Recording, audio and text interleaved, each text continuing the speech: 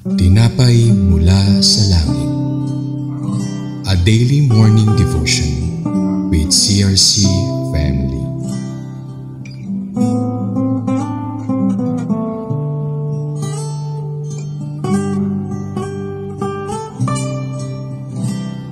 Isang mapagpalang umaga po mga kapatid. Ako po si Brother Ishmael Quezon from CRC Antipolo Daughter Church. Samahan niyo po kami sa ating programang Tinapay mula sa langit, ang pang-araw-araw nating devotion sa salita ng Diyos. Ngunit bago po tayo magpatuloy, tayo po muna ay manalangin. Kaya ng Diyos, marami pong salamat sa napakagandang araw na binigay niyo po sa amin. Salamat po sa inyong pag-iingat sa buong magdamag at salamat po sa paggising niyo sa amin. Kalaki pang biyaya niyo at kalakasan. Palain niyo po at gabayan niyo po kami sa pag-aaral ng inyong salita sa umagang ito. Sa inyo pong lahat ng kapurihan at kaluwalhatian sa matamis sa pangalan ng aming Panginoong Hesus. Amen. Ang title po ng ating devotion sa umagang ito ay The Inheritance of Zebulun. Ang ating text ay sa aklat ng Joshua 19 verse 16. Basahin po natin. This was the inheritance of the sons of Zebulun according to their families, the cities with their villages. Ang Joshua 19 verse 16 ay tila simpleng tala ng mga bayan at hangganan ng Zebulun. Ngunit ipinapakita nito na ang Diyos ay tapat, nagbibigay ng may layunin at nakikibahagi maging sa maliliit na detalye ng ating buhay. Ano ang matututunan natin sa malang ito? At ano ang kahulugan nito para sa atin ngayon? Una, ang katapatan ng Diyos sa pagtupad ng kanyang pangako. Ang mana ni Zebulun ay nagsimula pa noong propesiya ni Jacob sa Genesis 49 verse 13. Si Zebulun ay maninirahan sa baybaying dagat. Dito sa Joshua, nakita natin natupad iyon. Bagamat hindi direktang nasa dagat, sila ay nakaposisyon sa mga pangunahing ruta ng kalakalan patungo sa dagat. Nasa pagitan sila ng Mediterranean at Sea of Galilee. Ito ay isang lupain ng kasaganaan at pakikipag-ugnayan. Ipinapaalala nito sa atin na ang Diyos ay tapat sa kanyang salita, anumang kanyang ipinangako, tiyak niyang tutuparin. Dalawa, may layunin ng Diyos, tiyak ang kanyang plano. Ang ipinagkaloob na lupain sa lipi ni Zebulun ay hindi random. Ito ay tiyak at nakalaan para sa kanila. Alam ng Diyos ang laki na pangangailangan at kinabukasan ng bawat angkan. Sa kaparehong paraan, ang Diyos ay may tiyak at personal na plano para sa bawat isa sa atin. Kaya kung saan ka man inilagay ng Diyos, ang iyong pamilya, trabaho, paaralan o komunidad, ito ay bahagi ng kanyang plano dahil may layunin ng iyong kinaroroonan. At ikatlo, ang pamana ay dumarating sa pamamagitan ng katapatan. Tanggap ng mga Israelita ang kanilang lupain matapos ang mahabang panahon ng pagsunod sa Diyos, sa gitna ng mga laban, pagsubok, paglalakbay at tagumpay. At sa atin naman, ang ating espiritual na pamana na kapayapaan, kagalakan, layunin at buhay na walang hanggan ay dumarating habang tayo namumuhay ng may katapatan sa Diyos. Kahit tila mabagal o mahirap ang takbo ng buhay, may inahahanda siyang mabuti para sa atin. At ikaapat at panguli, ang iyong pamana kay Kristo ay tiyak at ligtas. Ang lupaing ibinigay sa lipi ni Zebulun ay malinaw na itinukoy at naitala. Sa parehong paraan, ang ating pamana kay Kristo ay tiyak at pinangangalagaan. Ang ating pamana kay Kristo ay kinabibilangan ng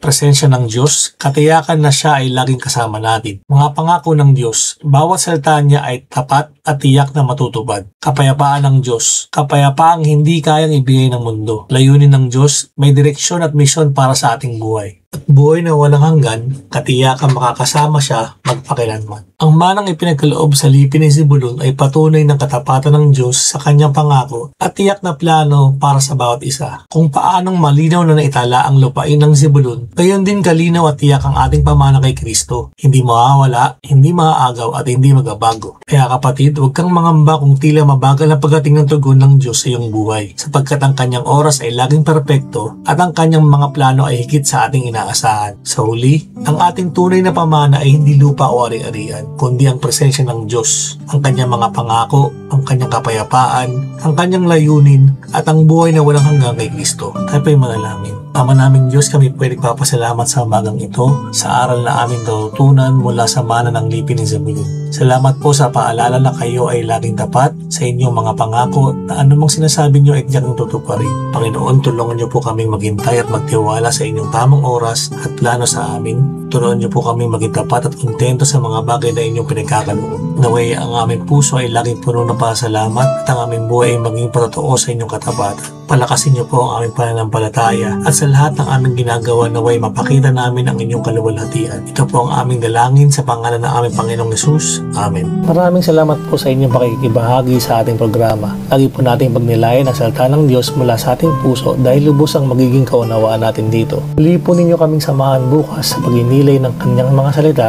dito sa programang Tinapay Mula sa Langit. Malaya po ninyong i-share ang video ito upang kayo rin ay maging pagpapala sa iba. Pagpalain po tayong lahat ng ating Panginoon. Magandang umaga po.